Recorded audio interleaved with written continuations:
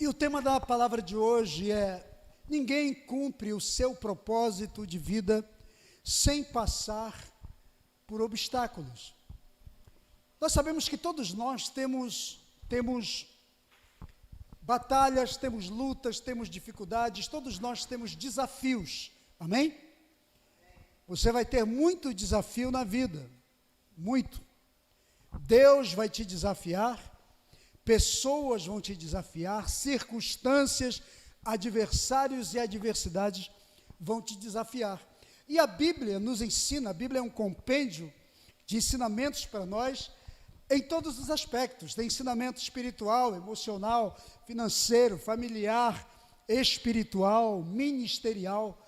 A Bíblia, eu sempre digo que é um compêndio de revelações, de ensinamentos para nós, e é muito importante que você entenda isso, que você creia nisso, que você busque isso para a sua vida, em nome de Jesus, amém?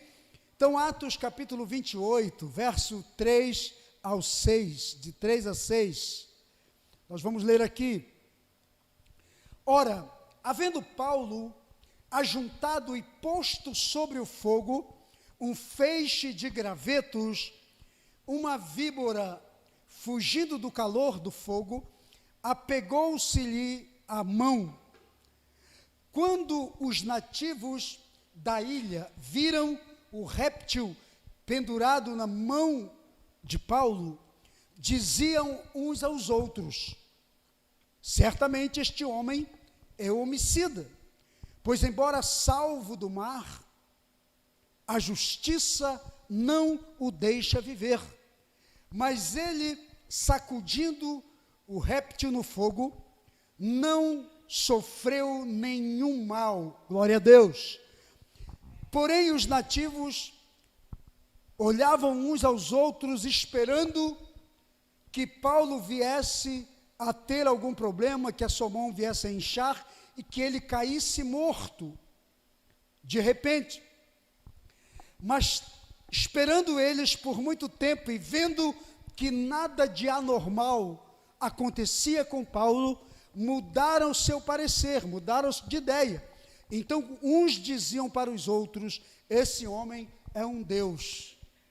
Olha que palavra tremenda, né? Quando todo mundo aposta pela sua desgraça, porque todo mundo, tem muita gente que torce pela sua vitória, mas tem gente que torce pelo seu mal, não é assim? Né? Às vezes, quando tem uma onça brigando com um homem, as pessoas torcem para a onça, mas não torcem para o homem, né? As pessoas hoje defendem mais os animais do que defendem o ser humano. Então, era mais ou menos a história aqui do apóstolo Paulo. Então, eu queria falar sobre isso. Queria falar sobre esses princípios, né? Que a gente vive pela vida, ninguém anda na vida, corre pela vida, caminha livremente para conquistar seus objetivos, seus alvos, construir uma fé, uma vida espiritual, ter uma intimidade com Deus, ter uma comunhão com Deus, viver para Deus, se não passar por tribulações, por adversários e por adversidade. Tem gente, como eu falei, que vai torcer pela tua vitória, mas tem gente que vai torcer pela tua desgraça. Tem gente que vai ficar só olhando para você, esperando tu cair duro.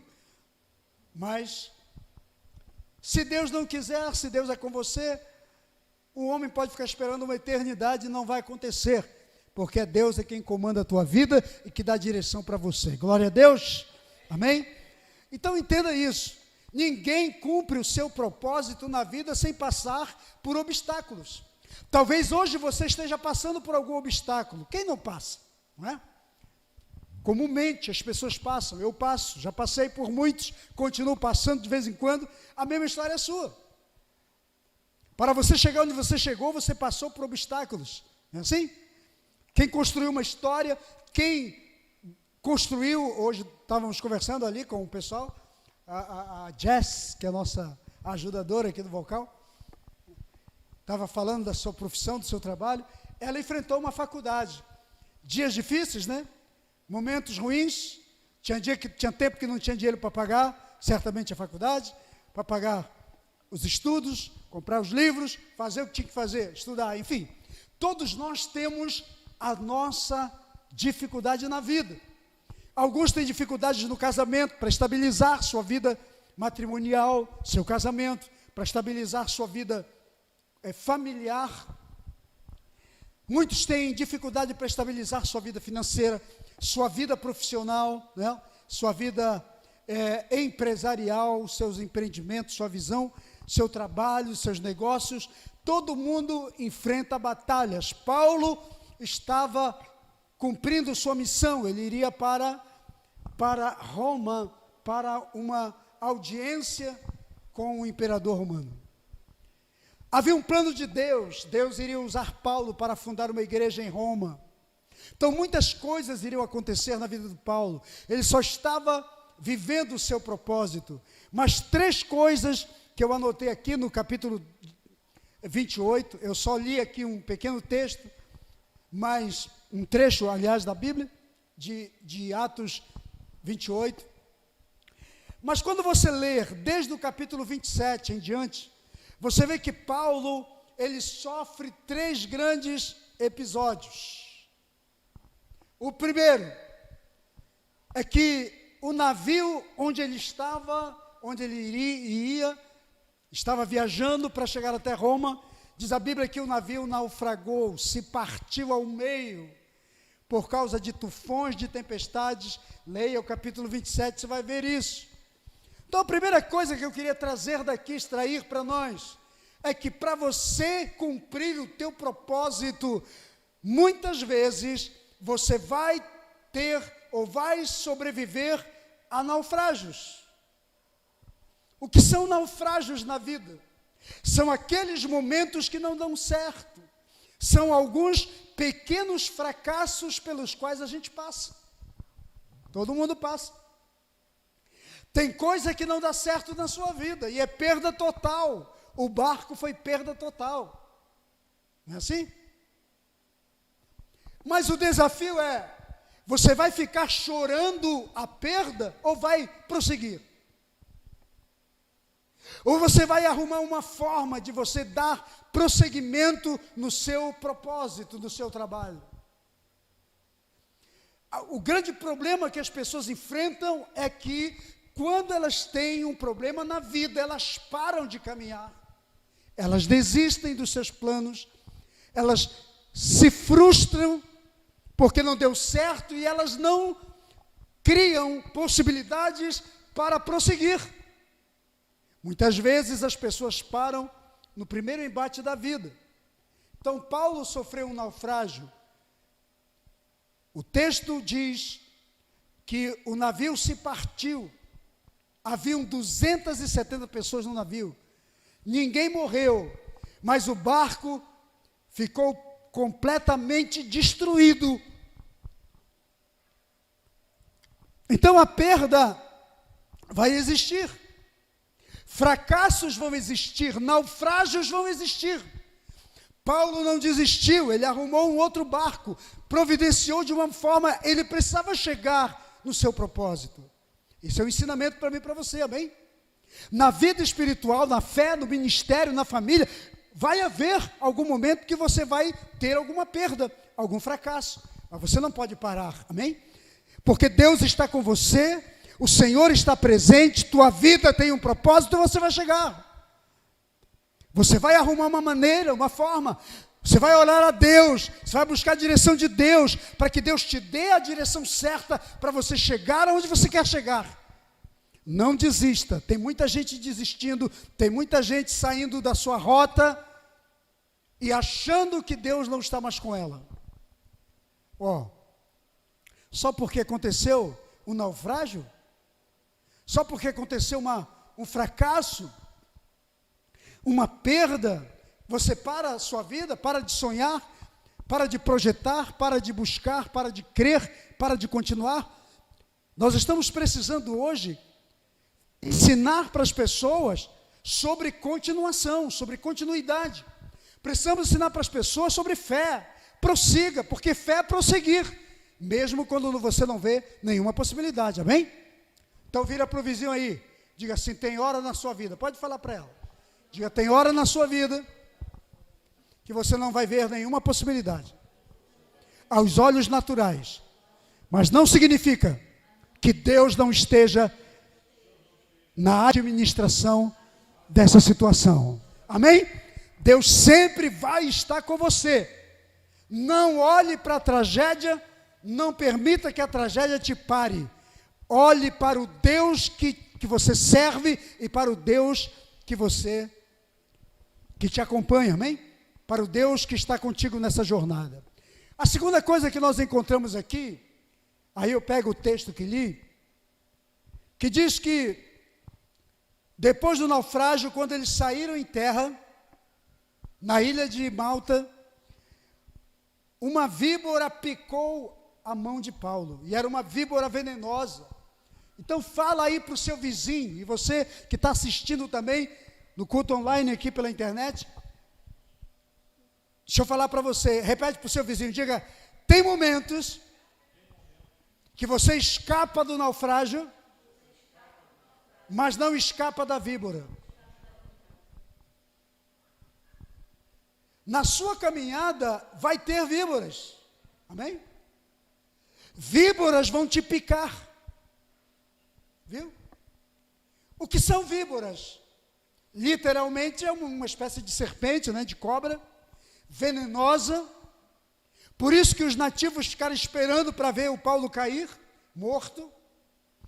Mas isso para nós, hoje, é uma metáfora para dizer que, às vezes, você escapa de uma tragédia, de uma situação, de um infortúnio que acontece naturalmente na vida, mas depois você passa por víboras. Víboras estão sempre no seu caminho. São aqueles que lançam veneno para você. E não necessariamente pessoas. Mas as víboras existem. Elas estão lá. Elas são venenosas. Elas tentam envenenar você. Porque o que mata não é a picada, o que mata é o veneno. Você entendeu? Sim ou não? A picada em si não mata, mas é o veneno que foi introduzido dentro de você que mata. Deixa eu falar uma coisa para você aqui, querido. Tem muita gente que foi envenenado, e veneno é tudo aquilo que é exagerado, tudo aquilo que é demais. Você entende? Até doses de remédio, se for além da dosagem, pode ser um veneno na sua vida, não é assim? Então veneno é tudo aquilo que entra para dentro de você. Às vezes entra na sua alma, no seu coração, na sua mente, no seu espírito, nas suas emoções. Venenos podem vir através de palavras, venenos podem vir através de ensinamentos, venenos podem, errados obviamente, venenos podem vir através de alguém que deveria trazer uma palavra para você de bênção, te traz uma palavra que envenena a tua alma, teu coração, tua vida, e te coloca em situação que numa situação que vai tirar você do propósito, tirar você da rota, tirar você do seu objetivo. Você vê que tudo que Paulo está vivendo aqui são obstáculos para tentar impedir que Paulo chegue ao seu propósito. Você entendeu? Vira para o vizinho aí. Diga assim: quando você não tem propósito na vida, quando você não tem uma rota, quando você não tem um objetivo, poucos vão se importar contigo. Nem o capeta vai se importar com você. Mas quando você tem propósito, quando você tem objetivo, você pode estar certo que tudo vai conspirar para evitar que você viva o plano, o propósito de Deus para a sua vida. Você entendeu? Não é assim? As pessoas vivem isso constantemente. Nós vemos as pessoas vivendo essas coisas. Entendeu? Então, a serpente estava lá e picou a mão do Paulo. A serpente só depositou o veneno dentro dele.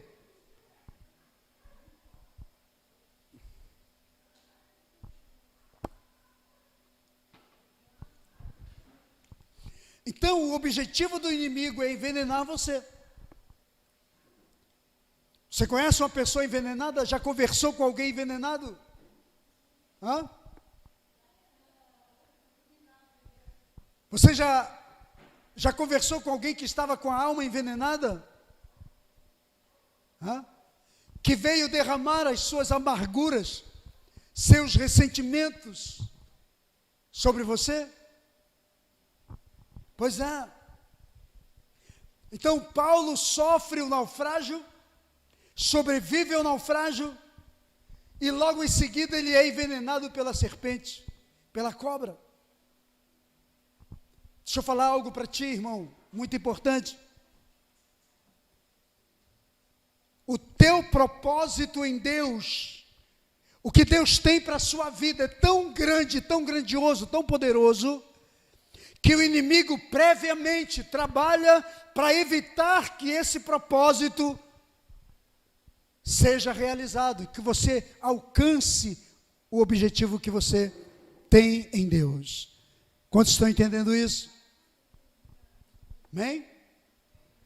Então preste atenção.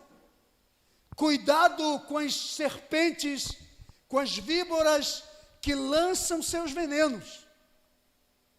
Nós estamos vivendo uma geração de gente envenenada. Eu vejo as pessoas com a alma envenenada. Elas tiveram contato com víboras na vida.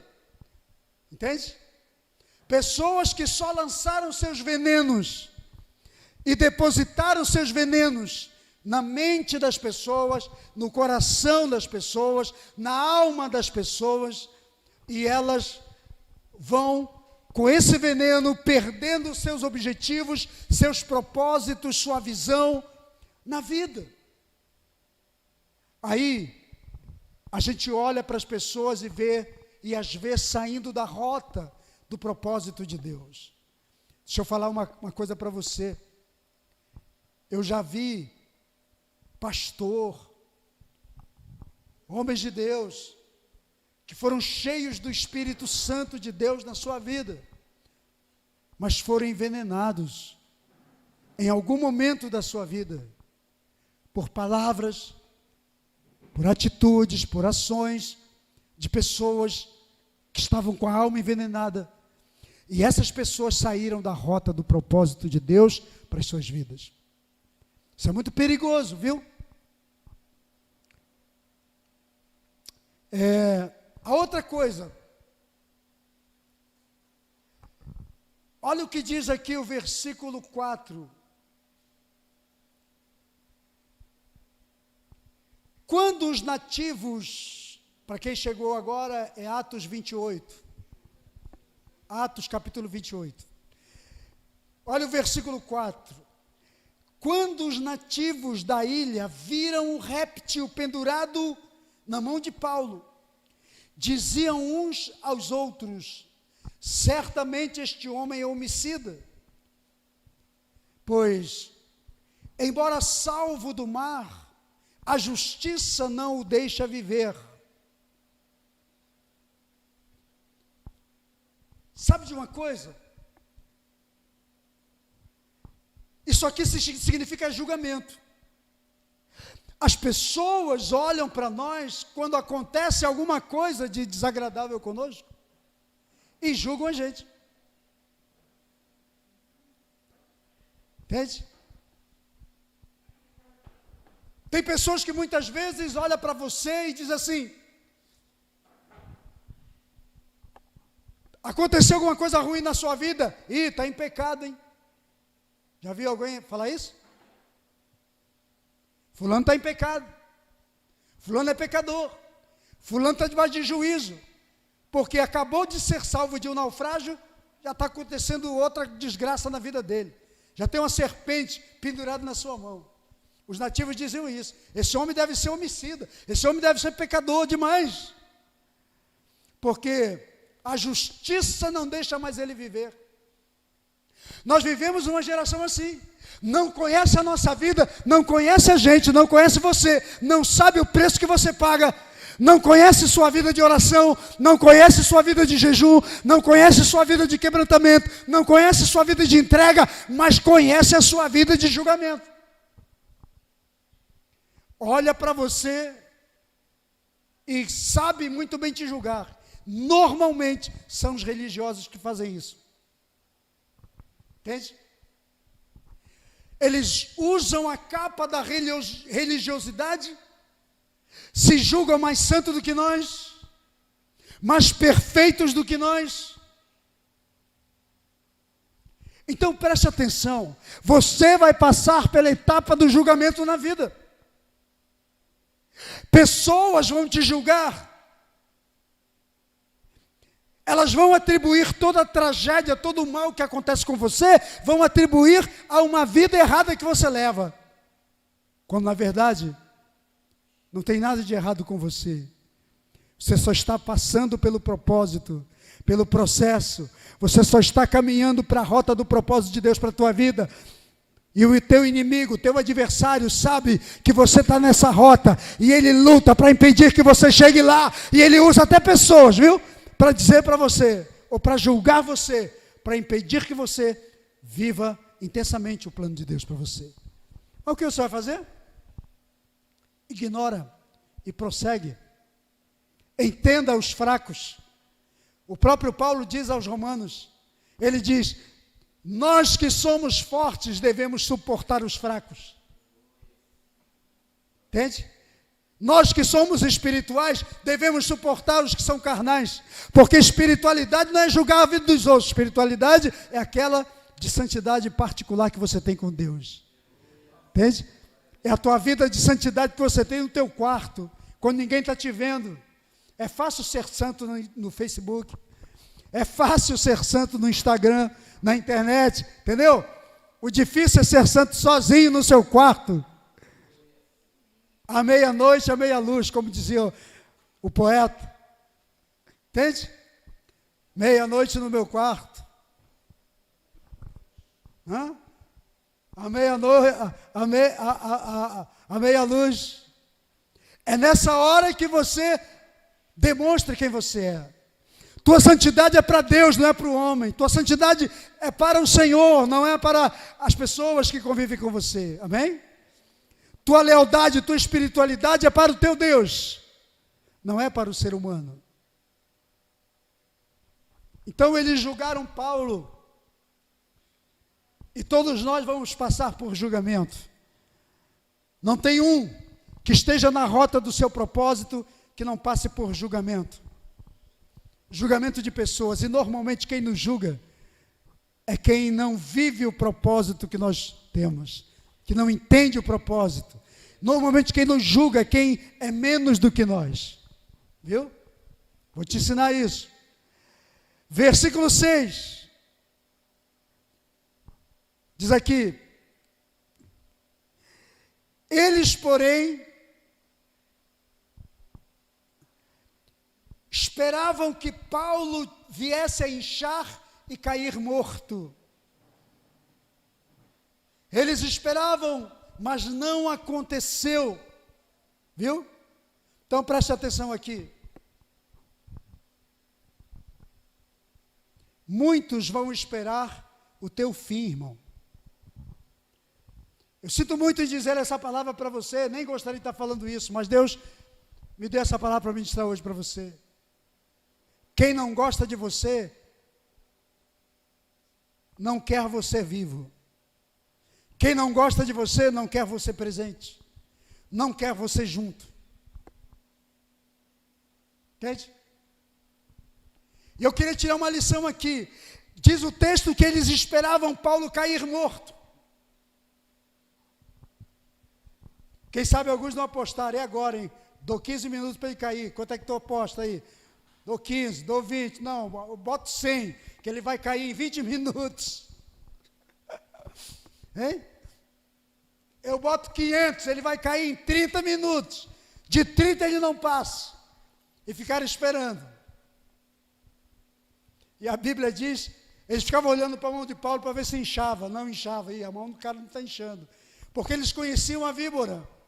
Eles eram nativos, eles sabiam que aquela víbora era venenosa e era mortal. Entende?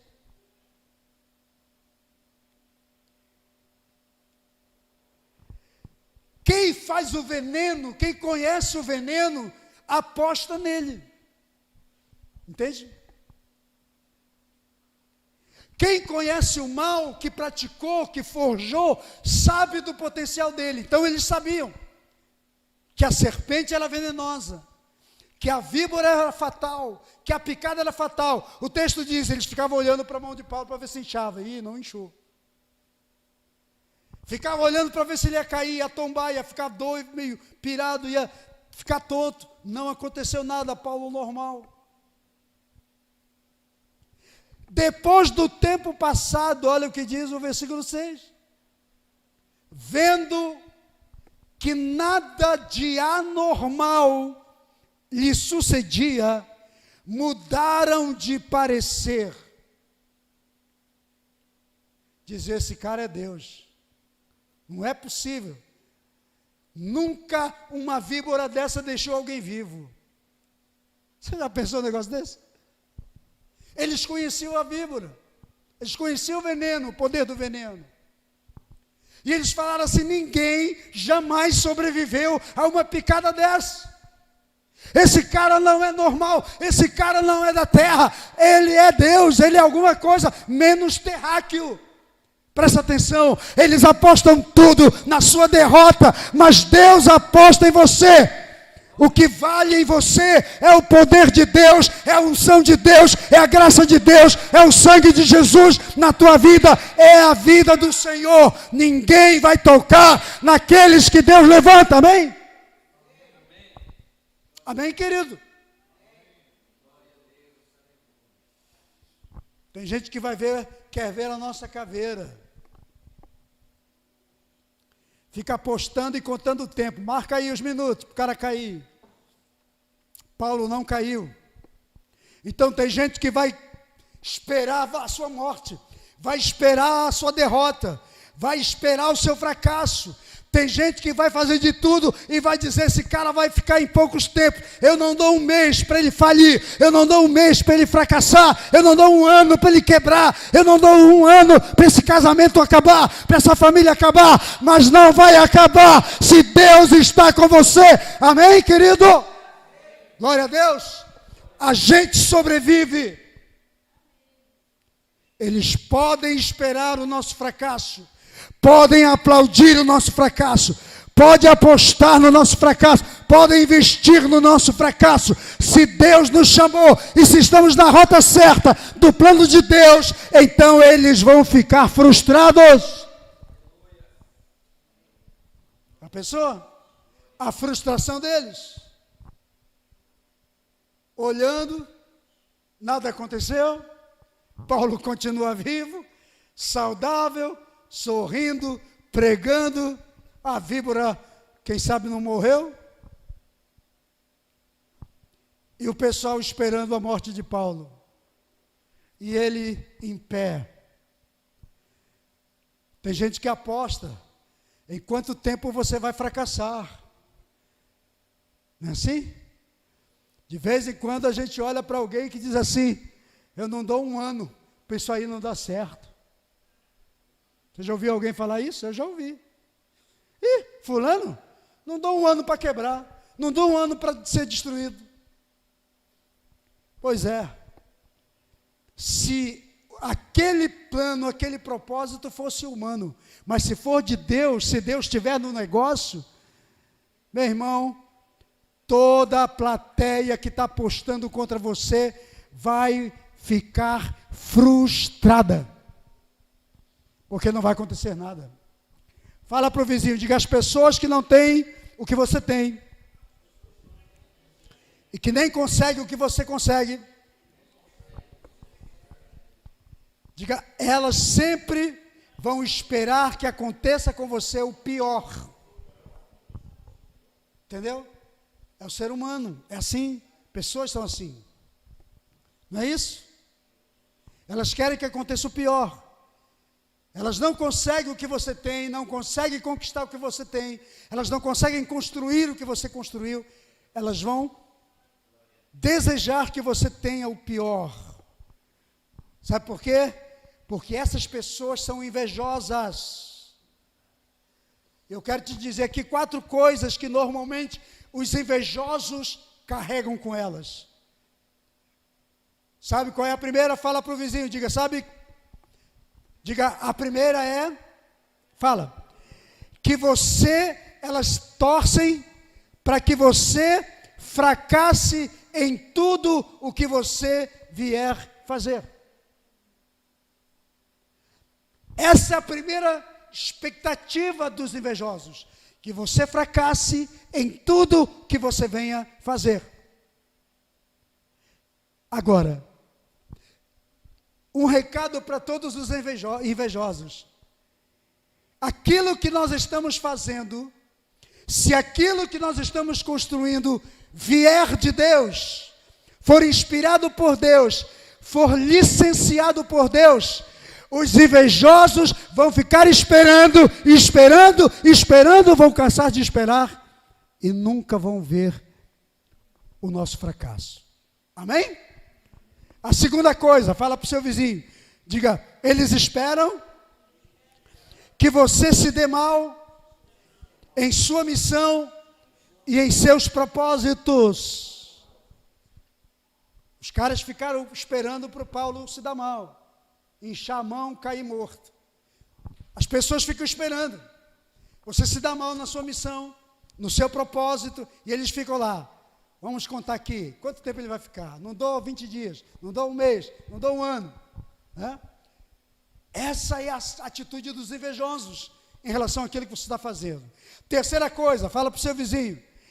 Diga, eles querem que você desista e aborte os seus sonhos e os seus projetos. Todo invejoso quer que você desista do que você está fazendo, que você aborte seus propósitos, que você aborte seus sonhos, que você aborte seus objetivos, que você desista. Eles querem isso. Eles não fazem nada, mas eles querem que você também não faça absolutamente nada. Amém? E quarto, fala para o seu vizinho, diga, eles querem que você deixe de existir. Porque a sua existência, a sua existência incomoda eles. E para isso, mesmo que você tenha que morrer, mesmo que aconteça a sua morte, eles não querem que você prossiga. O diabo trabalha a mente dessas pessoas para que elas se incomodem com você. Você incomoda quem não faz nada. Você incomoda quem não tem sonhos. Você incomoda quem não estuda. Você incomoda quem não tem propósito. Você não incomoda quem não tem objetivo na vida. Quem não tem perspectiva, aptidão. Você incomoda. Sabia disso? Quando você se atira naquilo que Deus preparou para a sua vida. Agora, eles vão ficar olhando como os caras ficaram olhando para o Paulo. Desistiram. E o texto diz que eles mudaram de ideia. Falaram, esse cara não é normal, não. Não é possível. Não é possível alguém sobreviver à picada dessa víbora. Entende? Mas sabe o que acontece? É tudo Deus, querido. Quando Deus está conosco, nenhum dos planos malignos tem êxito, tem sucesso. A própria palavra diz lá em Isaías 44, aliás, 54. Isaías 54, ele diz assim, nenhuma arma preparada, forjada, com as tuas características, é isso que quer dizer o texto literal. Não adianta, ele quer dizer assim, não adianta preparar uma arma, forjar uma arma, com as tuas características, com a tua medida, com o teu tamanho, com o teu formato. Não adianta preparar veneno para você, endereçado é você, que nenhuma delas vai prosperar contra você, porque Deus está com você. Amém? O inimigo não tem planos de êxito para nós. Olha o que diz Tiago, o apóstolo Tiago, capítulo 3, verso 16.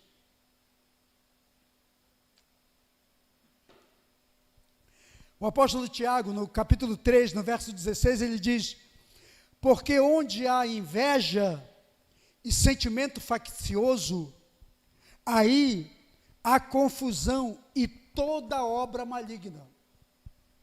Olha que palavra do apóstolo Tiago. Onde existe inveja e sentimento faccioso, aí existe confusão e toda obra maligna. Então preste atenção. Onde existe invejoso,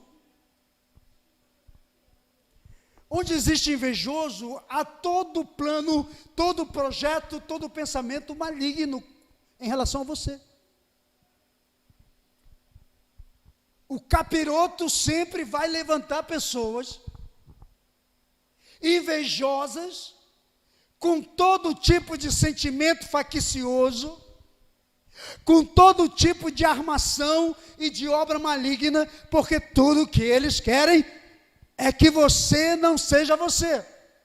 Normalmente, os invejosos manifestam 3 coisas. Quais? Repete comigo. Porque eles não gostam de você. Primeiro, diz assim, todo invejoso quer ser você.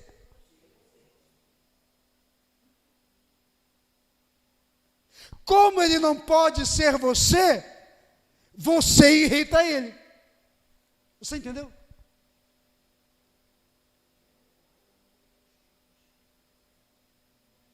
Segunda coisa, fala para o vizinho, diga: o invejoso quer o que você tem.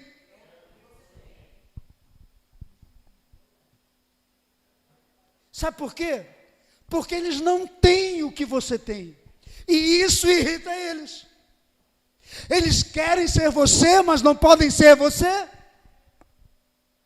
Eles querem o que você tem, mas eles não podem ter o que você tem, porque o que você tem foi Deus quem te deu, foi Deus quem te abençoou.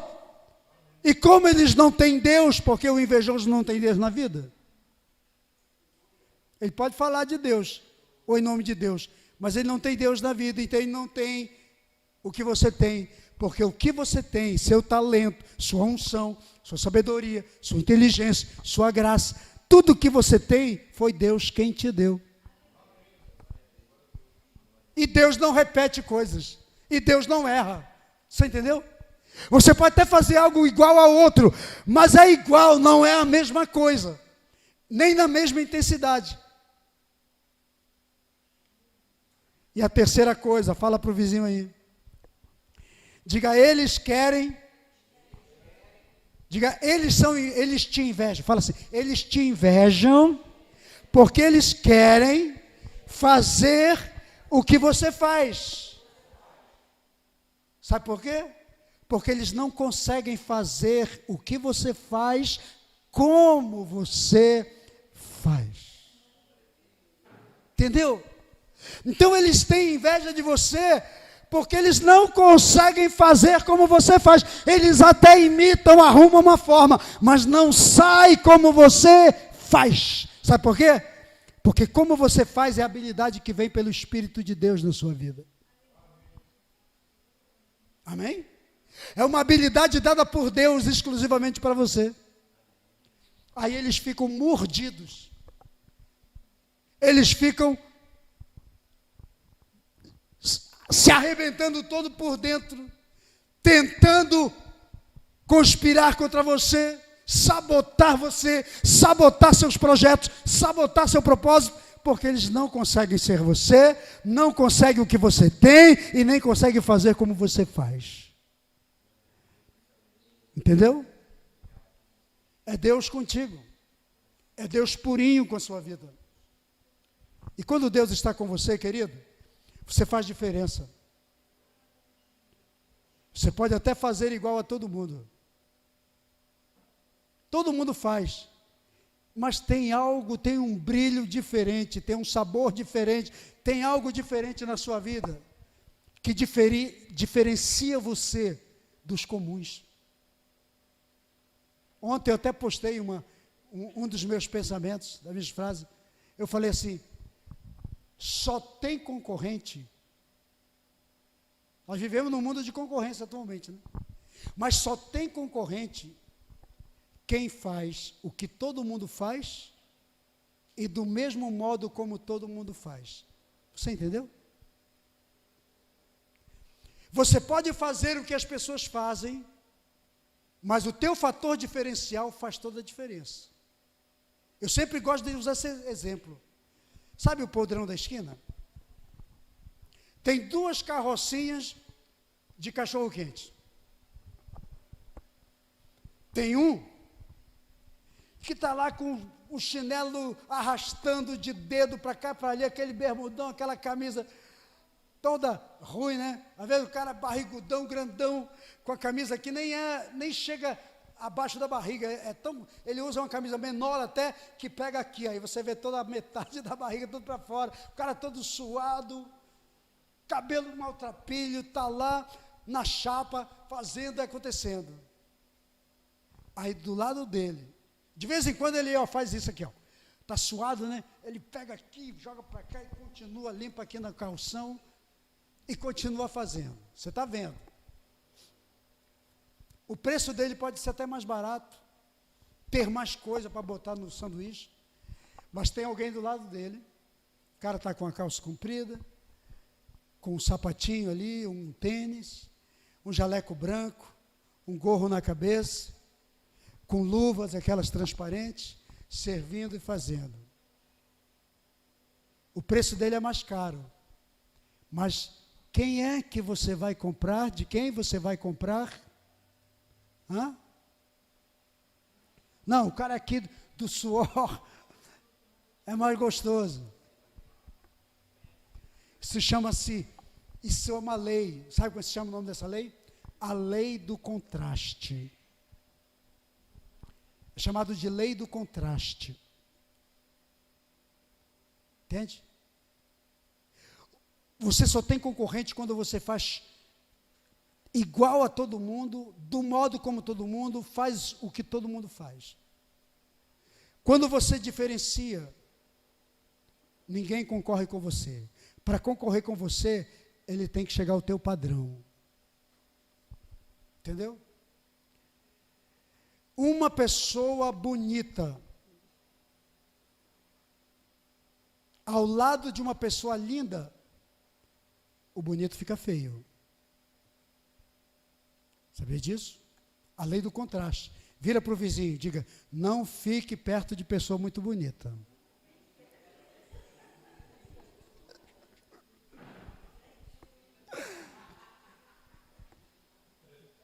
A lei do contraste.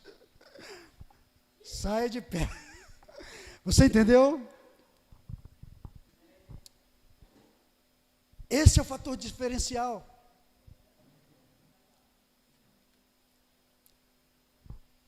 Quando Paulo está naquele lugar, ele vira atração.